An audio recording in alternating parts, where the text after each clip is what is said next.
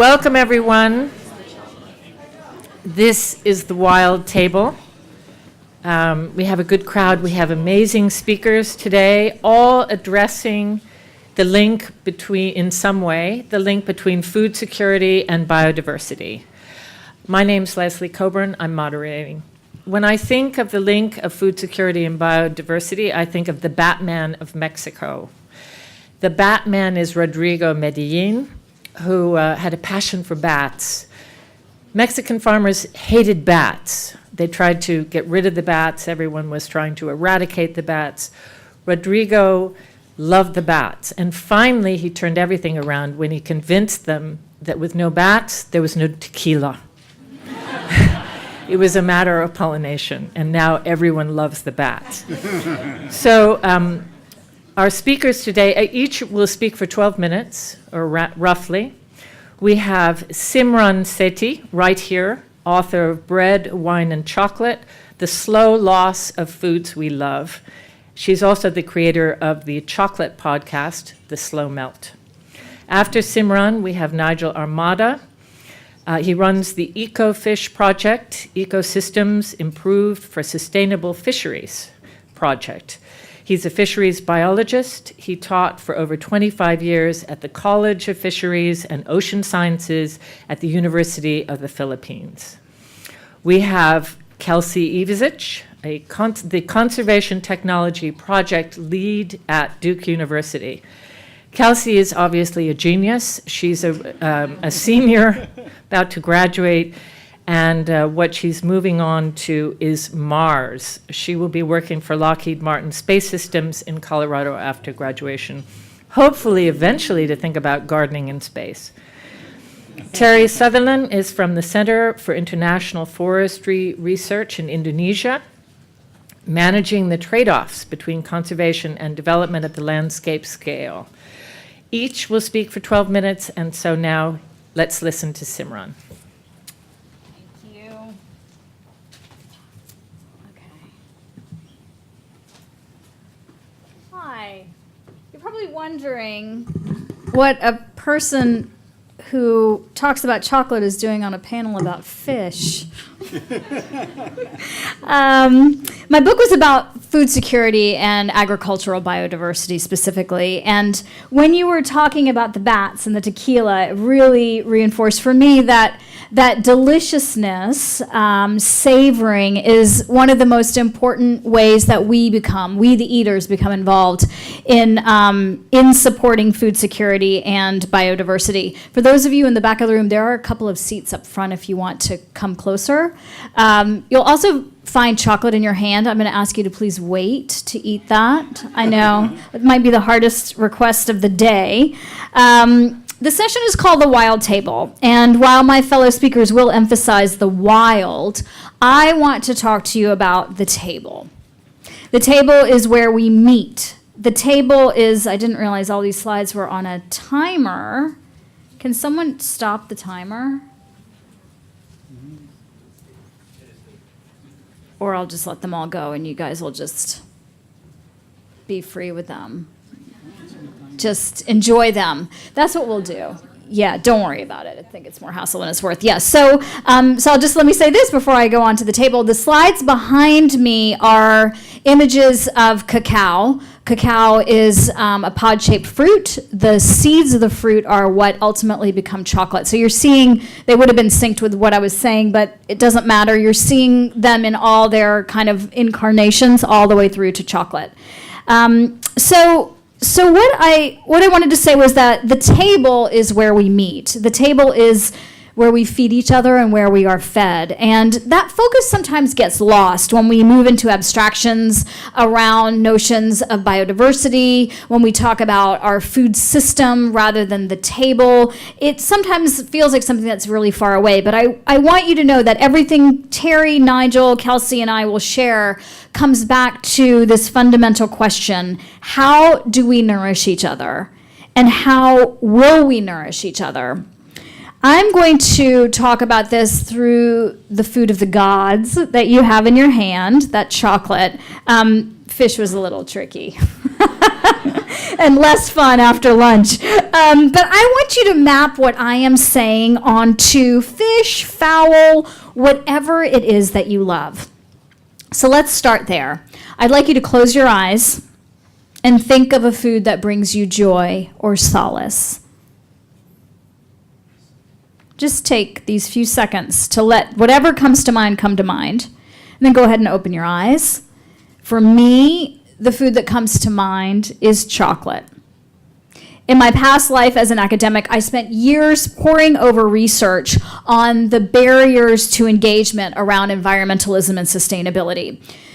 The shorthand is I had been doing all of this work, and I couldn't understand why I was repeating myself. Year after year, I was talking about the same information, and we weren't seeing the kind of noticeable change that one would expect after so many years of dialogue around recycling, around insulating your home, around conserving water, that we were still talking about the same things. And so I decided to try to understand why and to look at the psychology behind how we act. And I want to share some of that here.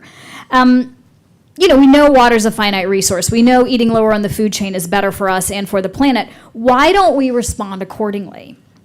Behavioral economists Deborah Linville and Gregory Fisher coined a phrase called the finite pool of worry. And out of all the research that I did, hundreds of studies that I poured over, this one was the one that I carry with me and want you to carry with you, which is there's only so much that we can worry about at one time. If we want someone to care about the things that we are concerned with, we have one of two choices. We either displace something in their pool of worry, their finite pool of worry, the handful of things that we can worry about at one time, or we work within existing cares. And that's why food holds so much power. Food is in our consciousness and in our mouths. It brings us pleasure, it reinforces what we value, and fortifies our sense of belonging. And it is in our finite pool of worry. In whatever manifestation it holds, it may be in many of our pools of concern. Chocolate is a substance that for most of us in this room, we've had a considerable relationship with. For me, it was my every birthday cake. It was my wedding cake. It got me through my divorce. Yet, if you had asked me 5 years ago where chocolate came from, I couldn't have told you. 5 years ago, nearly to the day, I was in Esmeraldas in Ecuador. And I was visiting the cocoa forest for the first time. And in my head, the soundtrack was, where's the chocolate? Wait, is it a sap? Is something brown going to ooze out of this giant pod? Where's the chocolate? And at every juncture, I was biting. You'll see. Oh, well, it's over now, I guess. Okay, you saw images. PowerPoint. That's where I'm felled by PowerPoint. This fruit here. Okay, Alejandra Arces is the name of this woman, and she is a part-time manicurist, which is obvious from those gorgeous nails. The pulp around the fruit is chocolate there, around the seed, no. Taste of lemon and peanut and butterscotch and honeydew were there. I bit into the seed. Like this woman is doing here. Is the chocolate there? No, not yet. It's not there either. There are many steps that go into chocolate ultimately manifesting. But I wouldn't have known this, not from tasting those seeds, not from describing the taste that we would receive once those bitter seeds are harvested, fermented, dried, roasted, and processed to become what we know as cocoa beans. I thought chocolate, as we think of many foods, was singular, not multiple. I care deeply about food, but I relegated this idea of terroir, or a taste of place, to a handful of foods like wine and cheese. But nearly every food and drink can reflect a taste of place if we let it. And that reflection of a taste of place is also a reflection of biodiversity. Now, our industrialized food system values sameness, which of course is valuable and necessary to a point. We need efficiencies that we get in large-scale agriculture, and consistency in the kitchen, any chef will tell you, is incredibly important. But what the commoditization of many foods has done is made them fungible. I have an MBA, so I decided to throw out that economic term, fungible. Crops become akin to widgets, right? What that means is fungibility is interchangeability. So grain grown in Kansas gets blended in with grain from the South, and all of a sudden that corn or wheat comes from everywhere and nowhere, right? With no recognition of seasonality, with no recognition that the harvests are different, that some are fed by rain, some are parched by drought, that both are touched by combines and calloused hands. These stories disappear. They disappear into all-purpose flour, they disappear into high fructose corn syrup, and the loss is multiple. It erases farmers like another farmer that you saw in my slides, Vicente Norero, right? It compromises what we'll be able to eat in the future, seed by seed and meal by meal, eroding the biodiversity in every element that makes food and agriculture possible. Now, these losses in biodiversity are buried. They're buried in the soil, they're tucked in beehives, they're hidden in cattle feedlots. They start with microorganisms that are invisible to the naked eye, and they echo through every link in our food chain, from soil to seed to pollinator, from plant to fish to animal, from cacao blossom to cocoa pod to chocolate bar, compromising the very ecosystems that make much of our food possible. It's very hard, at least for me, to think about this in broad brushstrokes, to think about whole ecosystems, to think about huge swaths of our food being compromised. But according to the Food and Agricultural Organization of the United Nations, 95% of our food, of the world's calories to be more specific, now comes from 30 species. Of 30,000 edible plant species, we cultivate about 150. Of 90% of the food that we get from livestock, it comes from only 14 animals. So now 3/4 of the world's food comes from just 12 plant and 5 animal species. Okay, why does this matter? Because diversity gives us options. In the face of a growing population, climate change, disease, and pests, we don't know what kinds of traits we might need to breed into the foods that we eat in the future.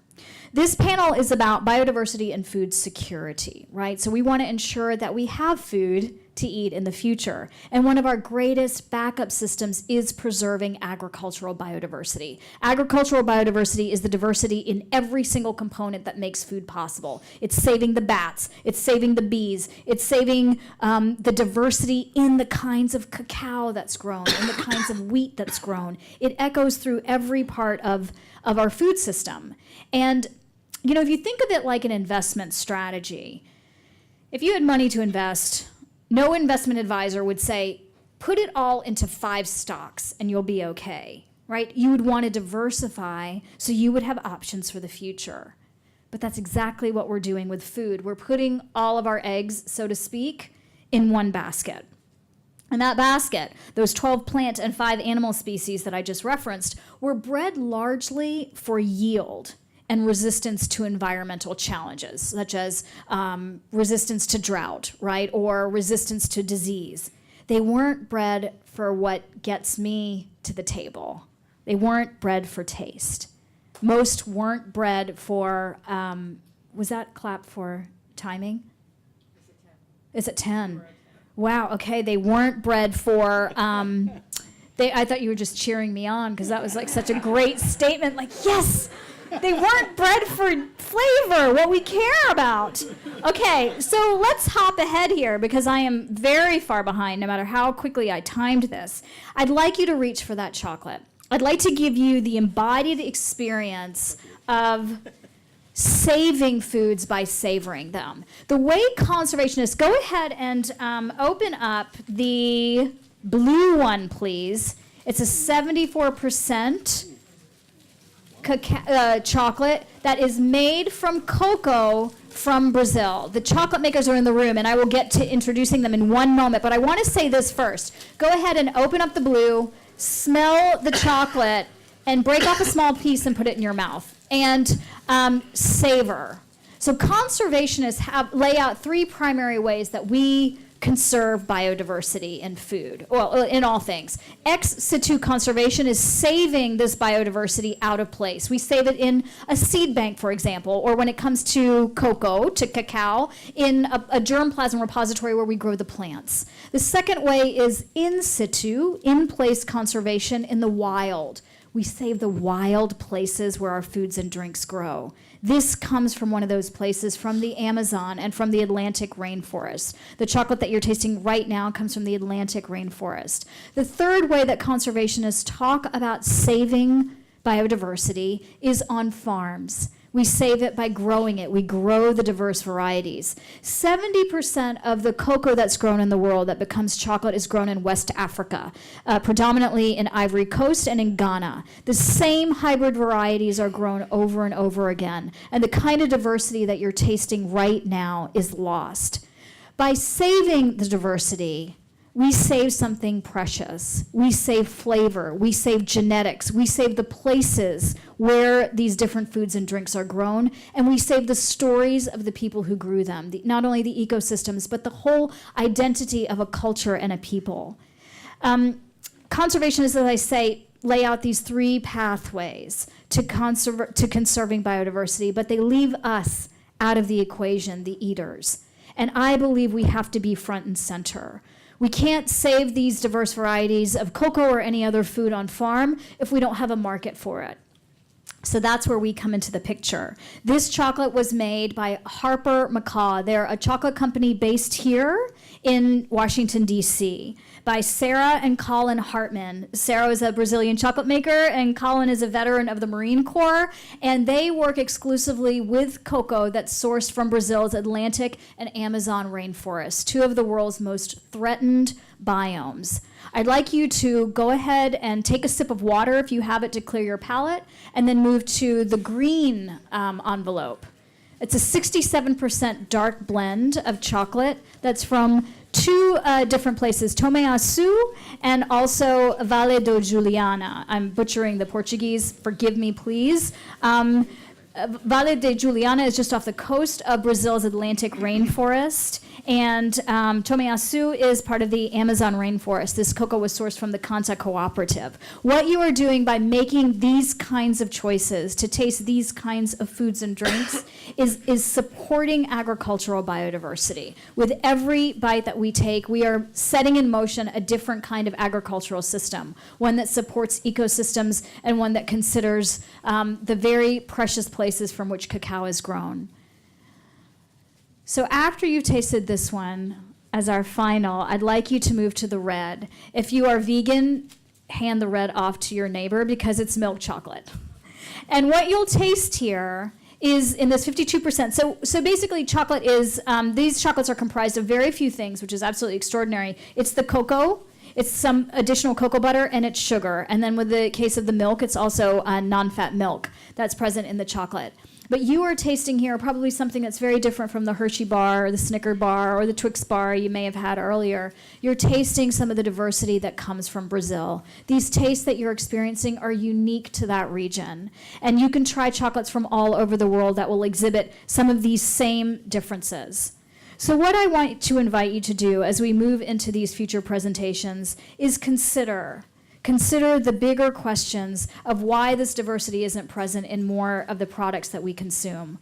Seek out the places where you can find this diversity. It is easy to find. It is craft chocolate, it is craft beer, it is specialty coffee, it is all around us. It is at the farmers markets, it is in specialty stores. It is there if we reach for it. And meal by meal and seed by seed, we will transform this system. But the revolution starts by looking at the pillars of our own diets and making these simple changes, starting with chocolate, starting with some small part of our diet and expanding out from there. The way to transform our food system and reclaim our table is to understand why we eat what we eat, and to know when to savor what's cultivated and conserve what's wild. To understand what we're losing so we know what to reclaim. Thank you.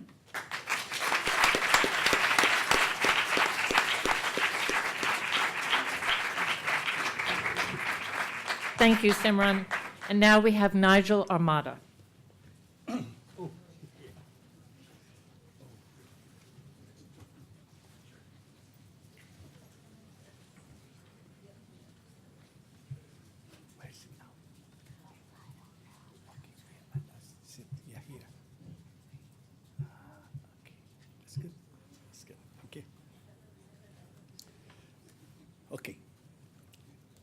I'm a bit tongue-tied now. Maybe it's about it's the chocolate. Okay, coming here from the Philippines, about 2 days ago, landing here, I've been thinking about how I would work out my presentation given the 12 minutes. Bring your mic closer. Given the 12 minutes that we have, and this is a work that probably spanned about 10 to 15 years. Speaking about it in 10 minutes, or 12 minutes, it's really, really a big challenge. Anyway, the sustainability of any fisheries is really compromised, mainly because we are really dependent on it for food, and especially our desire or our dire need for food. So, in effect, it really hurts us every time there is no control over how we're extracting this kind of food. Now, this is also because the direct users of the fisheries itself, and even countries, are very much dependent on it. This is true for, I think, many countries in the world, and especially true or especially apparent to a third world or to a developing country like the Philippines. So we are there, and those are the issues this is one of the big issues that we are trying to tackle. Now, on the other hand, managing capture fisheries is full of contradictions. Think about our statistics. Think about world production or world harvest in the past 50 years. You will see always increases.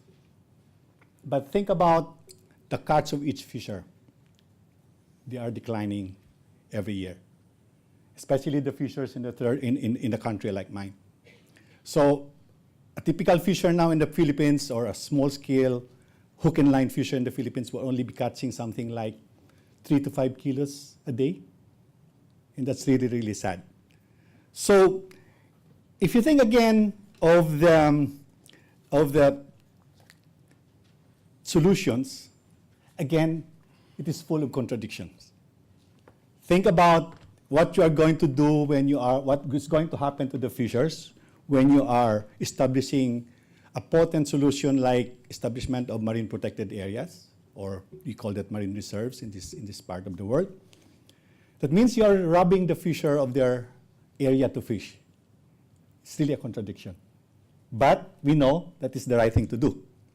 Think about the process of closing for a period of month so that you allow the fish to reproduce. We call it closed season for fisheries. It's really also a contradiction because during that time the fishers cannot fish, so they have no income. So these are really full of contradictions. So this is around these surroundings or around this background where we have a project like ECOFISH. That means we are implementing a project around these contradictions, and that's really, really a big challenge. So how we did it, or how we have been doing it. First of all, the first thing that needs to do is really to demonstrate success, or demonstrate that your intervention is the right intervention. To be able to demonstrate success, you have to measure. You have to measure success. You have to put in science. You have to put in statistics. You have to put in analytics to be able to show to your partners that you have success.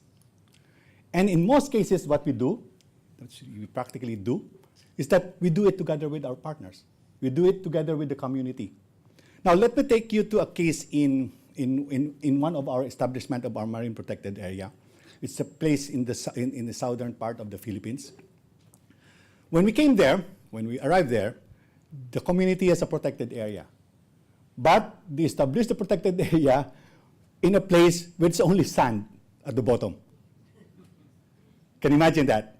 Because the government at that time was giving an incentive for the communities or local governments to establish marine protected area, certain kind of money to get from it, or kind of budget as incentive. So this local government, this community, came up with that protected area just to get the incentive. So we came in with our biologists, with our divers, So what we did, first of all, is for us all together with the community partners, have something like this kind of boat with outriggers, much lower than that, and all of us clinging to the outrigger with our masks and slowly move along the place where there is the MPA for them to see that there's nothing down there.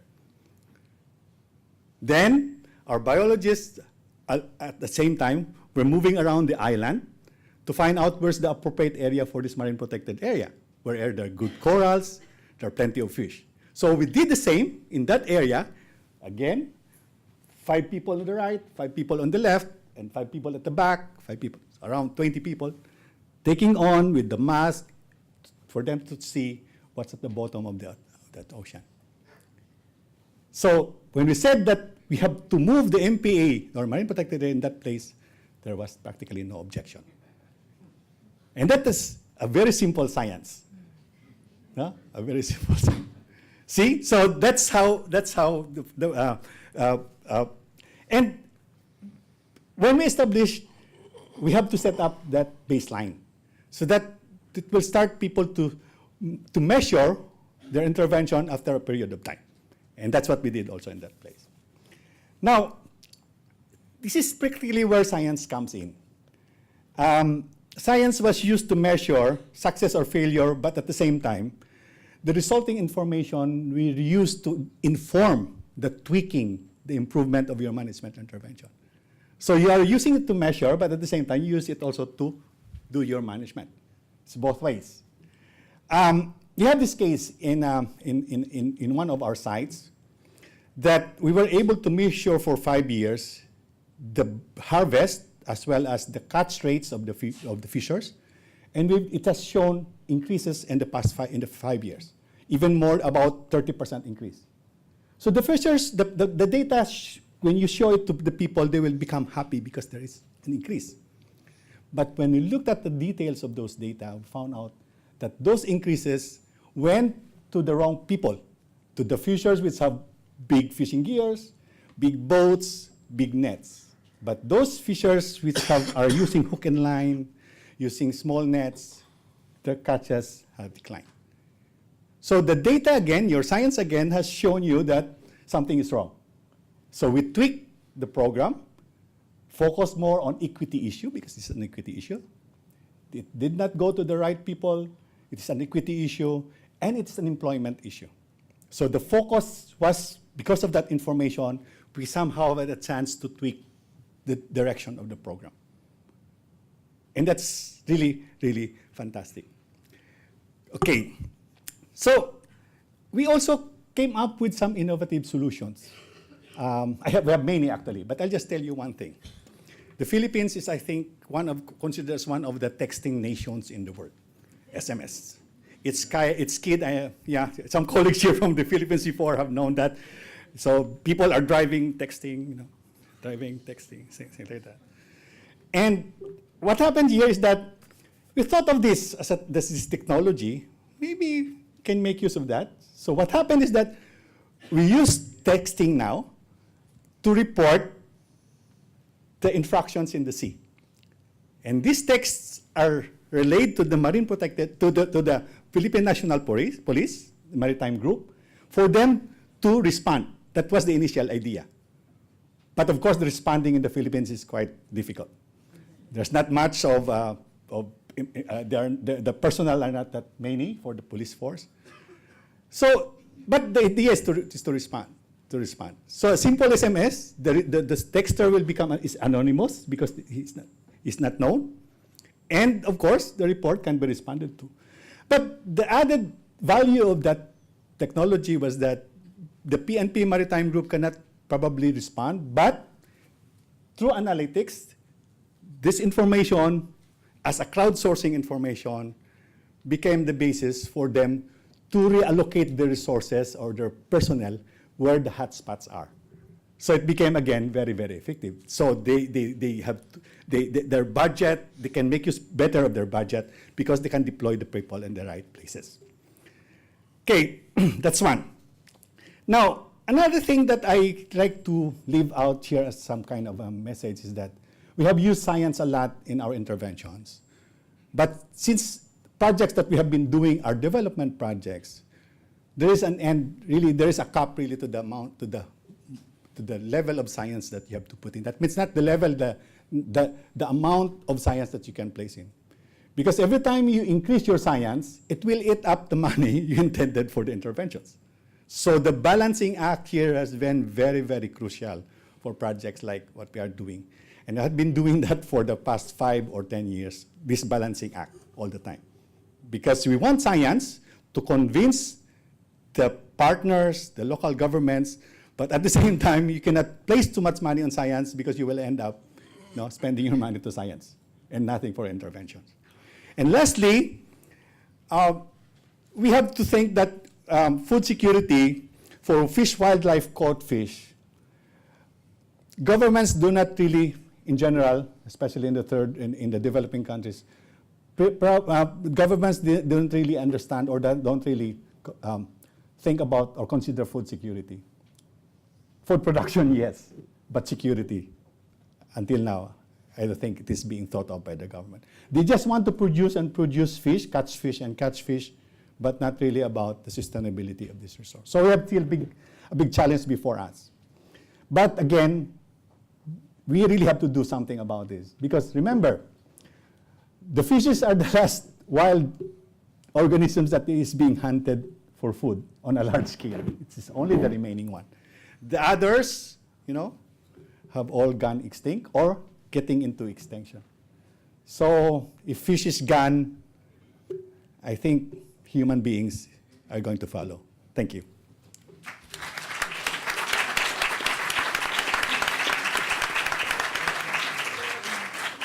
Thank you, Nygiel. And now Kelsey Evezich.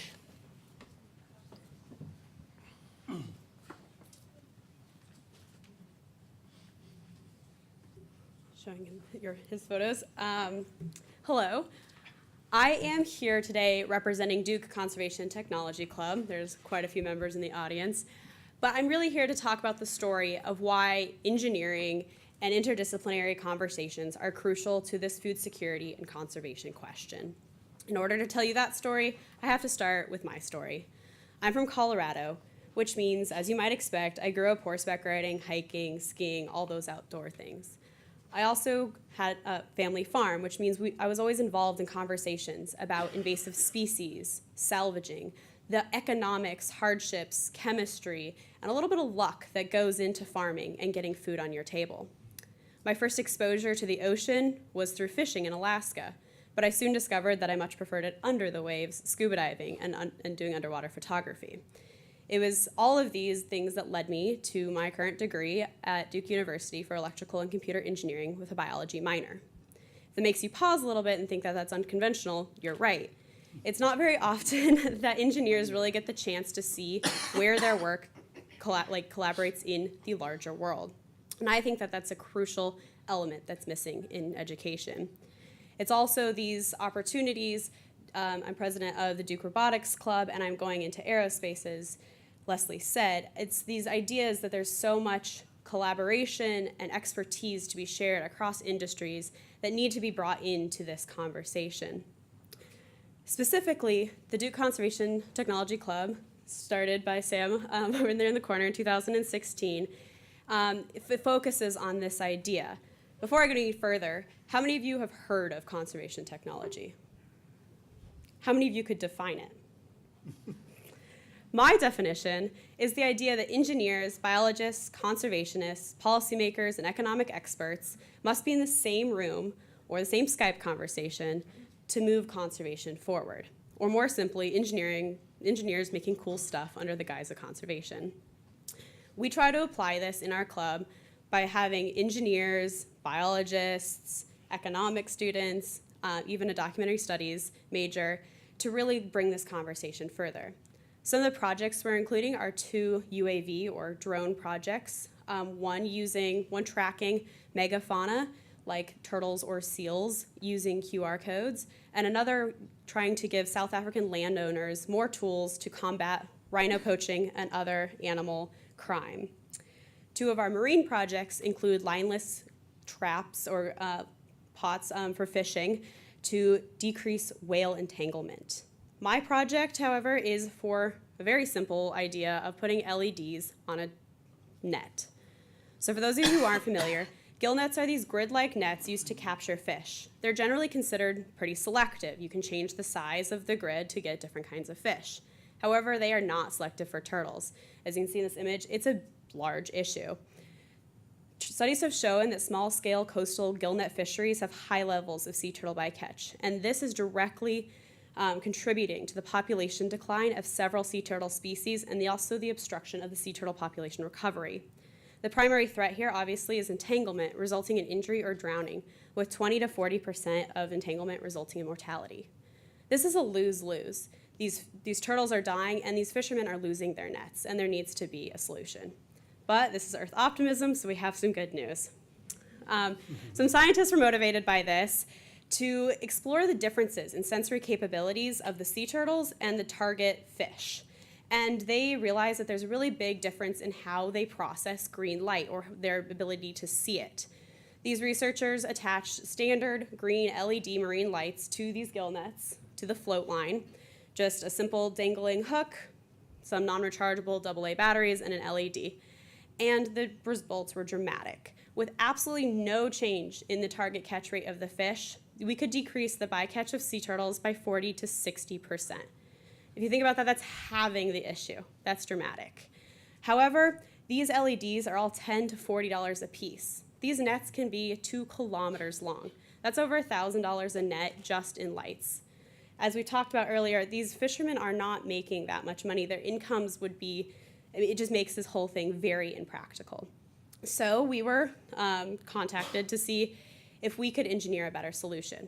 And in conversations, we also discovered that these devices further tangle these nets. Our practice gill net got tangled in 2 days flat. It's unrecoverable. And also these non-rechargeable batteries. They're spending, again, thousands of dollars of years replacing these batteries. So the mechanical team who's sitting back there, we started figuring out, okay, how can we solve this tangling issue to start with? We can attach to the pre-existing buoys that are already on the nets. We can make this horizontal rather than vertical. We can also make this completely user-friendly. No moving parts, nothing to open and close, no O-ring. We can make this solid epoxy device. But that means no access to batteries. So let's make them rechargeable batteries. And let's use the same technology that's in everybody's electric toothbrush to inductively charge these devices. This is our charging rack we're still manufacturing. But let's leave these devices on the net for a month at a time. Once a month, take all of them off, put them in a charging rack, charge them, and then put them back into the ocean for another month. Then we said, well, okay, if we want no touching these devices, no maintenance, no on and off, we also need a saltwater switch. This is my electronics. For this, we are about to get these actually printed on printed circuit boards, but they're very simple components. Basically just a AA battery, a rechargeable AA battery, a saltwater switch. And then the innovative part, and the part that has let us do this, is we got some inspiration from solar garden lights. Does everybody know what I'm talking about? The dollar store lights. We opened them up and found this very simple 10-cent Chinese integrated chip that not only monitors the status of the battery to enable charging, but also regulates the on-off when it's day or when it's night. We took the same logic, the same 10-cent chip, and just integrated it so it knows whether it's charging and whether it's in the water. This enabled us to completely simplify the circuit, get rid of any complicated, expensive battery monitoring, and get it to just these components you see here. And this whole thing can be printed in about a 2-inch, you can see the battery for scale. So, and the goal was $9. So we think that at bulk, at 1,000 devices per fishery, we can get these under $9. The other cool thing about this is we tried to make a design that could be built in country by the fishermen or the local communities. No importing anything, no going through customs, no overhead from another country. We want these to be customized in country. You can change the size, the LEDs, the battery life, anything to make it more customizable to the fisheries. Ultimately, this is a sample that I have up here. So when it's in water, it turns on. Ultimately, the success of this turtle light will be measured by the number of sea turtle entanglements it prevents. The success will depend on fishermen wanting to use this device to not only save turtles, but also increase the longevity of their nets. The usability and this cost of this device are the main deterrents. So in order to be successful, this light has to be able to stay on nets for multiple deployments, reduce the man hours for installation, and cost less than $10. And we really think that we can realize these goals, and therefore decrease turtle bycatch by 60%. But what's exciting about this is not just sea turtles with gill nets. Some researchers I've talked to, with many more PhDs than I have also suggested that this could be applied to a much larger scale, to look at the sensory differences of many different animals, whether sharks, dolphins, anything that is accidentally being caught that is not desired. We can use this device, change the wavelengths, change the form factor, customize it, and enable research to occur at a lower price point to investigate this cool application. If we are successful with this, we really can decrease fishermen's bycatch and waste, enabling a more reliable food source and food security. But the takeaway message of this isn't just this device or any of the devices that'll come after this. The idea is the success of putting a bunch of engineering students together in a room with other people, other resources, whether it's the U.S. Army Research Office or the World Wildlife Foundation, having interdisciplinary collaboration and conversations. It's the idea that you need cross-pollination and collaboration to be the key for future success in conservation. Thanks.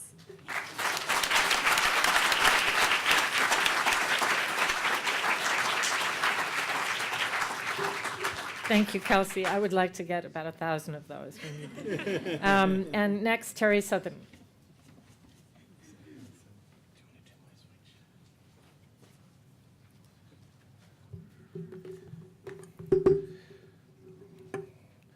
So I'm here to talk about forests, global forests. Does anybody here give me a response to why and how forests are being cleared? What's the main driver of tropical deforestation right now? Sorry? Football?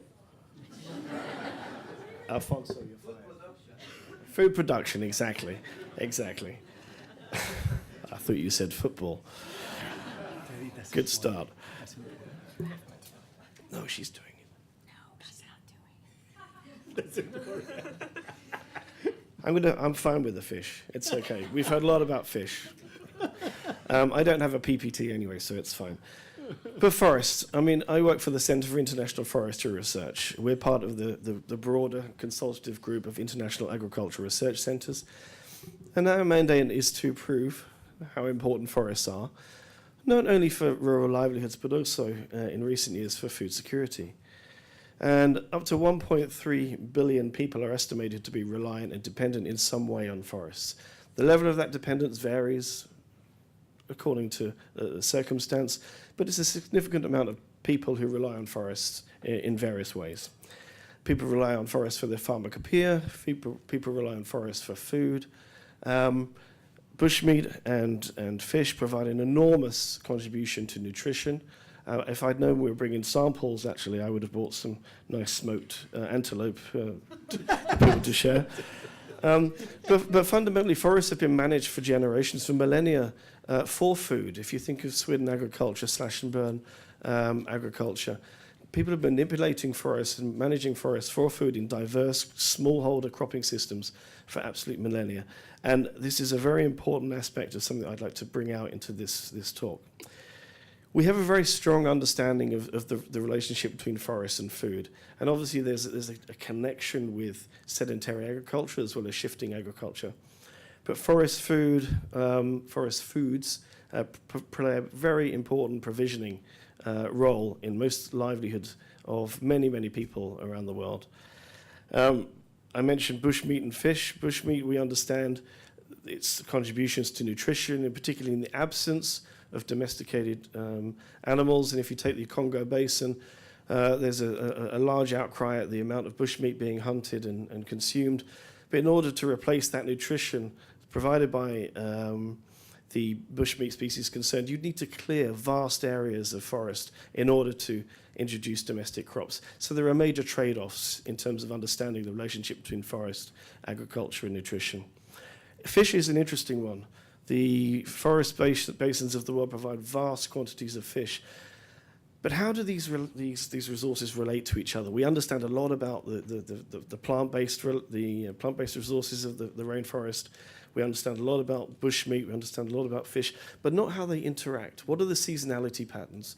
What are the understandings between the processes of off-farm, on-farm employment, how that influences when a farmer particularly chooses to go fishing instead of harvesting sweet potato or whatever. So some very complex interactions going on in many of our tropical rainforests, and many of which have a strong regional basis based on the ecological functions and processes of the forest concerned. So it's all very well to have an understanding of the forest and fish issue, but we wanted to generate some evidence. So we looked at ways of doing so, and there is a fabulous data set, and those of you from USAID, please smile and wave because you're responsible for that. USAID have and I'm not creeping here. USAID have a fabulous data set called the Demographic Health Survey data, which shows levels of dietary diversity and nutrition. And we took those data for 23 countries in Africa and overlaid that with remote sensing data. So compared dietary diversity and tree cover. And almost universally across those 23 countries, we found a very positive correlation between dietary diversity and tree cover. So the closer you are to trees and forests and tree formations, and I include agroforestry systems in this, people had better diets. Now this is pretty powerful stuff, 23 countries without exception. We then upscaled our data analysis to another data set that we have called the Poverty and Environment Network, 32 countries, 8,000 households. It's hard work. I know you're smiling because you're obviously a data person. And found another very interesting correlation between the extent of tree cover and proximity to tree cover contributed up to 2/3 of overall dietary intake. Again, a very powerful and compelling set of stats. In Indonesia, where we're based, Indonesia is a fascinating country. It's 5,000 kilometers in length, 17,000 islands in the archipelago, very, very different agrarian systems, and found exactly the same relationship.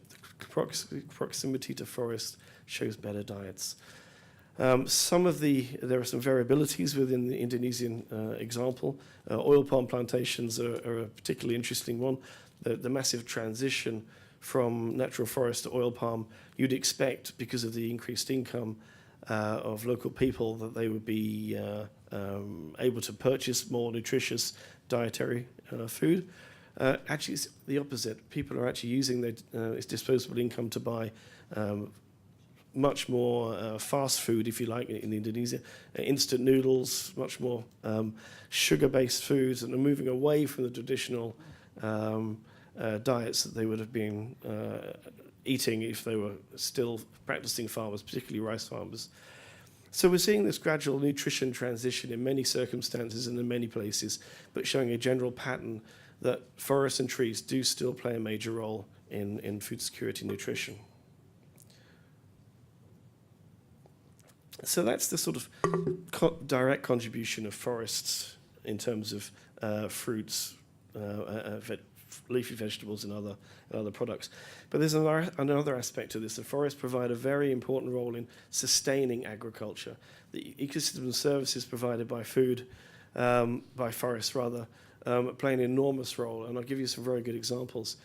In Indonesia, obviously you're aware of the forest oil palm transition. And the history of oil palm in Indonesia is interesting. It was introduced in 1880 to Bogor, in the town that I live, but it wasn't until the 1950s, 60s, 70s that the commercial oil palm plantations were attempted, and yields were incredibly low for many reasons, primarily because of pollination. So hand pollination became the norm. The yields of the plantations were incredibly low. And in the 1970s, 1980s, excuse my voice, I just came in from Indonesia on one of those nasty little planes that everybody's got some kind of disease. The Malaysians decided there must be some kind of pollinator. How can we speed up the pollination system of these plantations? So they sent a delegation to Cameroon and found that there's a little thrip, a very small beetle that lives in forests in the night and comes out and pollinates. Is that it? Is that 10 minutes? Seems a little unfair.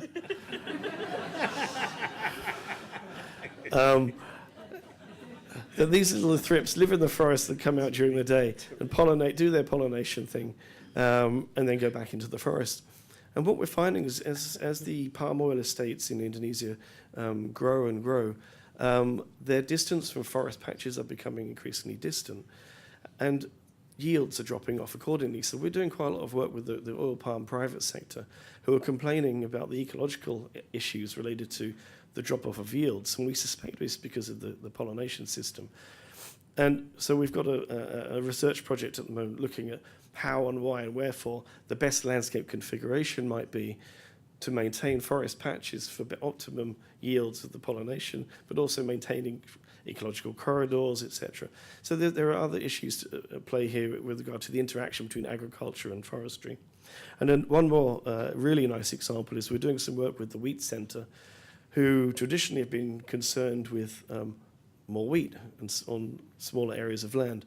And in Ethiopia, what they're finding is yields are also dropping off the further the fields are from natural forest. And this seems to be down to a climate regulation, the climate regulation provided by forests in proximity of the edges, if you like, of the wheat fields, provides a very nice ecological buffer. And the further you get into the center of the wheat field, temperatures increase. The diurnal temperatures have such broad ranges that it's affecting yield.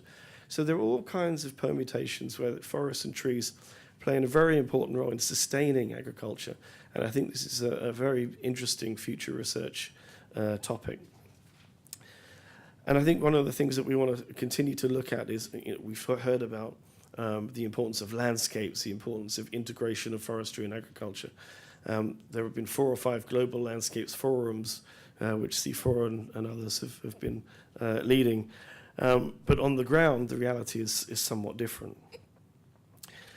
So the question that's always asked is, so what? We have this evidence. You've got forestry, you've got agriculture, and almost never the twain shall meet. But we have declarations on forestry, which talk of nothing else but agriculture. We have a declaration on agriculture, which talk about nothing but zero deforestation. So there's obviously some synergies there that we need to exploit, and we need to start breaking down silos. One of those silos that we've started to break down is getting foresters to understand that managing forests for food security and nutrition is a very important role that they can play. We recently published a review, a 2-3 year review from the International Union of Forest Research Organizations, which tells foresters these are the recommendations and guidelines if you're serious about maintaining food security and nutrition in your forest management plans. At the moment, I chair a process funded by the Committee on World Food Security, looking at sustainable forestry for food security and nutrition, primarily for the nutrition community. So understanding how forests can play a very important role in achieving nutrition and food, dietary diversity outcomes. So we're sort of breaking down these silos, and slowly these communities who never really talk to each other are coming together. And this is very important because what we're talking about here is systems approaches, and someone mentioned this earlier, that the whole systems approach, getting out of the silos, thinking beyond your particular discipline, beyond forestry, beyond agriculture, towards a more landscape approached aspect, and certainly cognizant of 40 to 80% of the world's food, or at least the food in the tropics, are actually grown in smallholder systems, which are far more resilient, far more sustainable, and need a lot more support than they're currently getting because of the transition into these big agriculture, big forestry. And I think we need to use that to translate policy, the evidence that we've been generating, into some kind of implementation. I know that I've been watching the TV here a little bit, and the sort of house price thing. The house price things are obsessions everywhere you go. I was in Vancouver 2 weeks ago, and it's the same thing. And the monarch is always location, location, location. My message with food security nutrition in terms of linking forestry and agriculture is resilience, resilience, resilience, and I think that's the way to go. I think we need to think much more deeply about breaking down the silos of forestry and agriculture in a much more meaningful way than we've managed to do so far. And by generating the types of evidence I've been able to do and present here, and there's a whole plethora of literature I'd love to share with you. It's all wonderful, not too dense at all. But there are some very, very good references worth looking at, and getting an understanding of the types of evidence that will already support that breaking down of the silos and bringing that resilience to the fore in global development discourse. Thanks very much.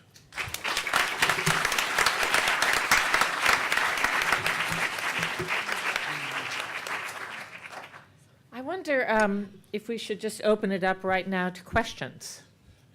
Are there questions out there? No questions. Yes, one. Come up to a microphone.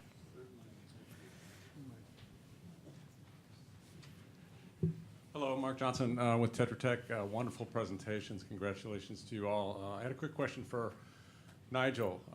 Can you talk about, in your ECOFISH work, how in your methodologies you've ensured sustainability once the USAID funding may end? So. Okay, that's good. Yeah, really, at the start of any project I've been doing three now, we always think about ending. Because your point really is that to make yourselves dispensable. Because it's really it's really your partner who is going to move forward. It's not you. So whatever we are doing, we identify champions who can really, induce the movement, the continuation of the project. We put in a policy such that this can continue after on, and also people who are watchdogs of that policies that got to be implemented. That's the only thing you can do, because projects has starts and have ends. But from the start, you have already to think about your ending. I think that's the best way to implement a project. More questions? Okay, well, let me ask you whether you on the panel, listening to each other, have comments that you'd like to. I mean, one obvious one is this linkage is so critical. Mm-hmm. How do we get that out so that it becomes a bigger message? Yeah, I'd like to start. I really like being the oldest, I think, in this group. What Terry has said is really very, very fantastic about the linkages. Asking about how it is on-off work in the land as in the sea. A fisher can become a farmer. We have those. We never have fully documented this. For example, we know the big link between a coconut farmer, coastal coconut farmer, and a fisher. Because the coconut is a breed that can survive in the salty area. It would even need salt. In fact, they add salt to fertilize. So the link between the two is very, very strong. Those are the things. And again, from the environmental part, from the environmental issue, it's really the sea which is getting all the problem from land because of the runoff. So those are so far the linkages that I can think of with regards to the other to the presentations. Well, let me ask, Kelsey, how are you going to get fishermen around the world to pick up those lights and start using them? So two of our partners are the WWF and the NOAA Fisheries. And so our first goal is to get them in their hands, the researchers, and then they can go implement them on the nets, prove their efficacy, prove their user-friendliness. And then our hope is that the fishermen want to use it because it's saving their nets at the very minimum, but also saving them time detangling these turtles. I mean, they don't want to be catching these turtles either. So, and then the other question is, once you can prove the efficacy, can we make a policy change? And that's definitely the WWF's goal forward, is then can we make it required that these nets have these lights on them? Questions, more questions? There's one. I'd like to actually add something about an observation of the panel, and this is something Terry brought up, which I think is just critical to remember, which is to reinforce one of the greatest factors when it comes to deforestation is agriculture. So that our method of growing food now is anathema to sustaining food in the future. And this series was built upon the notion of food security. And one of the things I wasn't able to share earlier was, globally we produce 1.5 times enough calories to feed everyone on the planet today and in 2050. And the reason that matters is so many of these policies are about generating more food rather than redistributing what it is that we have. Terry mentioned smallholder farmers. The majority of our food globally is grown by smallholders, and these are some of the poorest people in the world. We have a lack of infrastructure, we have a lack of equity, we have a lack of money to purchase food. So I think every conversation we have about food security must also address the reasons that we are in this position. And again, address some of these paradoxes around creating a system that deforests, that compromises food security in the future, creating calories but not enabling them to get to people. That these are some of the things that should be embedded into these conversations as well. It's a question right at back. Do you want to stand up at the mic? Thank you for the opportunity to ask a question. What is the role for a discussion on plant-based alternatives? Because a lot of the conversation around fishing in particular that I hear is about ensuring that the stocks rebound and that we have sufficient protein coming out of our oceans to sustain the growing human population, without enough emphasis to turning to alternative food sources and educating the communities if where possible. Not to say there aren't a host of other problems with plant-based alternatives as well, when of course deforestation being one of the concerns, but just what role that plays in the discussion. Thank you. Who wants to take that? Fisheries isn't my thing. Okay. Again, me. Yeah, I think the only thing that I can think of right now is that most governments, especially in Asia, are thinking about to boost the production from the sea is really through aquaculture, and it is here in this regard because they need food. Because fish, when you culture them, when you farm them, they need food, and it's where the farm-based inputs would come in.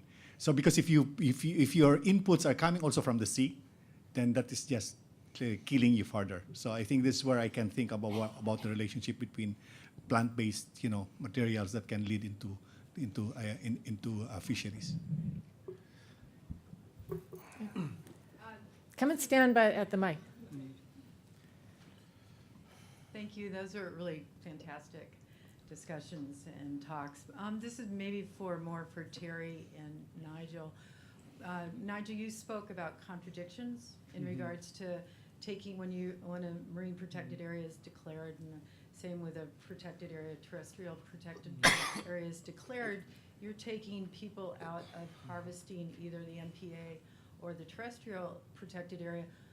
Nygiel, if you can pursue this a little bit more, what happens to, or what did happen to those fishermen that were all of a sudden taken for what they were depending on for their livelihoods? And Terry, I don't know if you have any other examples of that also. Yeah. Okay. Always that has been a dilemma for implementing regulations, like, for example, closure or marine protected area. I said earlier about the need for really showing the gains, because a fisher will have to stop fishing, or will have to reduce its fishing area because but if you can show and you can see that there is that benefit later on, that small sacrifice or even that big sacrifice can happen. That happens also to our intervention when we did a closure. Fortunately for us, there was a government agency that provided some kind of a cash for work program that for those people that were not able to fish because of the seasonal closure, they were given that cash for work program. And we're trying to make that now as some kind of a norm, such that for other initiatives in the country, which I think that some of the bureaus in the Philippines, the Fisheries Bureau is looking into that as their intervention. So we have done a good headway there, and hopefully that it can be that the others can pattern after that. It can be localized. It can be a national intervention. So that's where we are going actually now, because there is sacrifices, of course. But of course, the ultimate goal is really to make it sustainable. Terry? It's a really good question, actually, and I didn't mention the issue of rights-based approaches because it is quite contentious, and we wouldn't have had enough time to cover the full range of issues that it will expose. The right to food is entrenched in almost every single human right declaration since the First World War, and at the moment there's a debate within the conservation community and the food security community that is questioning reducing access through protected area management. Does that affect people's right to food? And I think this is it's a little. It was very contentious. I mean, if you think about the 70% aim the aim of protecting 70% of the terrestrial area with protected areas, does that also concomitantly restrict 17.5% of land for people to actually harvest traditional foods? If it does, then we're entering, I think, a world of some controversy. And I think that the rights-based approach to human rights and access to food needs to be revisited. And I think it hasn't been discussed openly in a way that a full strategy and conversation that needs to be had has been had. And I think that the conservation organizations have moved an awfully long way with their conservation initiative on human rights, et cetera, but you still read horror stories about the loss of access, and loss of access often results in the loss of food. And so this is, we had a seminar yesterday in USAID, and I think that's a potential research sort of development type topic that needs to be further investigated in a way that's going to be constructive, because otherwise that could end up being particularly problematic. To which I would add not only access to food, but culturally appropriate nutritional food. Mm-hmm. That's one of the greatest concerns. Research that was done analyzing what 98% of the major crops that 98% of the world eats shows a global trend toward wheat, rice, corn, soybean, and palm oil. The same types and the same amounts. And this is why we now see more people globally dying from diseases related to overweight and obesity rather than being underweight. They're still malnourished. Raj Patel says this so well. He says we're stuffed and starved. And so, we might see an increase in biodiversity on a local level, but this global trend is really perplexing, not only in terms of food security, but also in terms of people's health today. So I would say that certainly should be embedded in any of those conversations as well. You want to just stand up at the mic?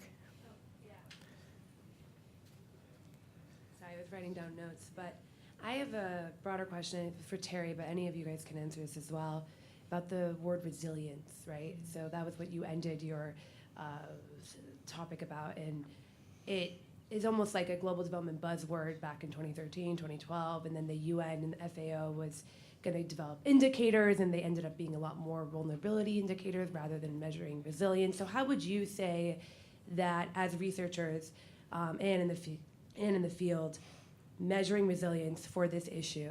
Like, what is the ultimate, how would you define it? Because there isn't really any measurement tools to define it. So we are all using that word, and what does it mean in this context? In the context that I use it, it's in the obvious example of smallholder farmers often grow a much greater diversity of crops. If you're affected by floods, droughts, whatever, a proportion of those crops will survive. Rather than putting all your eggs into one basket, you have a certain resilience to vicissitudes of climate and economy too. We're not just talking about climatic change, economics change as well. So I'm not going to get involved in that debate, because I think some of those debates are a distraction, to be honest. We can navel gaze all we like, but we know what we mean. A farmer who grows 20 crops on 4 hectares of land is going to be much more resilient to climatic and environmental and economic shocks than a farmer growing on the same four hectares oil palm or cocoa or coffee as a singular crop. That's the basic understanding that I would like to get over. And I do think that our organization, the CG, discussions that I've often heard in Washington, the kind of questions you ask, you know, we get too bogged down in definitions. We get too bogged down in the minutiae. A fabulous example is, I was asked recently, can you define a landscape approach? Well, do we really want to get down and really discuss this? We understand what it means, but let's just get on with it. You know, I mean, honestly, we've just let me just add a little bit to that. We've just completed a systematic review on landscape approach issues at CIFOR. 17,000 papers talk about landscape approaches. We could find only 11. That was actually 3. But I could only find 11 examples of where they're happening on the ground and being reported. So what's happening with all this rhetoric? It's a distraction. We're spending too much money, and we're not focusing on the doing. There's not enough doing. Sorry, that was a little rant. Okay, with that, we're going to wrap it up. Thank you for a fantastic panel. Thank you all for coming. Thank you, Smithsonian and USAID.